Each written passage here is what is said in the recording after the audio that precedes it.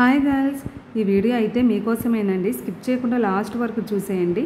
నా లైఫ్లో జరిగిన ఒక ఇన్సిడెంట్ మీకు షేర్ చేసుకుంటే చిన్నతనంలో జరిగింది. ఆల్రెడీ దీని మీద పార్ట్ 1 పెట్టే, ఇదైతే పార్ట్ 2 అండి. పార్ట్ 1 చూసి ఇది చూస్తే మీకు అర్థమయ్యిద్ది. అలా స్కూల్కి వెళ్తుంటే రోడ్డు మీద ఆఫ్టర్నూన్ ఒకడు వచ్చి చెల్లి అని చేసాడు, పలకరించాడు, వెళ్ళిపోయాడండి. సరే అయిపోయింది కదా అనుకున్నాము. ఒక 1 వీక్ అండి. 1 వీక్ తర్వాత వాడు కరెక్ట్గా స్కూల్ వదిలే టైంకి స్కూల్ ఎదురుగా వచ్చి నించున్నాడు. నాకు మా సిస్టర్కి అయితే డౌట్ వచ్చేసిందండి, వాడు మా కోసమే వచ్చాడనేసి. వాడైతే ఏదో సాంగ్ పెట్టుకొని డ్యాన్స్ వేస్తుంటే జనాలందరూ కూడా వచ్చి వాడిని చూస్తూ ఉన్నారు. ఎప్పుడైతే మమ్మల్ని చూసారో మమ్మల్ని ఫాలో అవడం అయితే స్టార్ట్ చేశాడండి వాడు. ఎవరికైనా చెప్దామనుకున్నా కానీ వాడు అప్పటికి మమ్మల్ని అయితే ఏం చేయలేదు కదా. సో నేను మా చెల్లి డౌట్ వచ్చేసి షార్ట్ కట్లో ఇంటికి పరుగులు తీసుకొని వెళ్ళిపోయాం.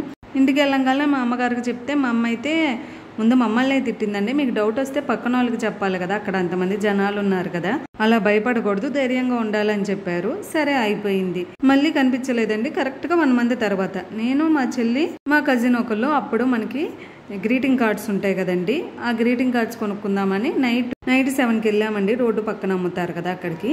చూస్తుంటేనండి కార్డ్స్ మెల్లగా వచ్చి వెనకాల చెయ్యేశారు. లుక్కిబడి భయంతో చెయ్యి నెట్టేస్తే నేనే చెల్లి ఎందుకు అలా భయపడుతున్నారు అని అంటున్నాడు. మేమైతే భయంతో పరుగులు తీసామండి వాడిని చూశాక.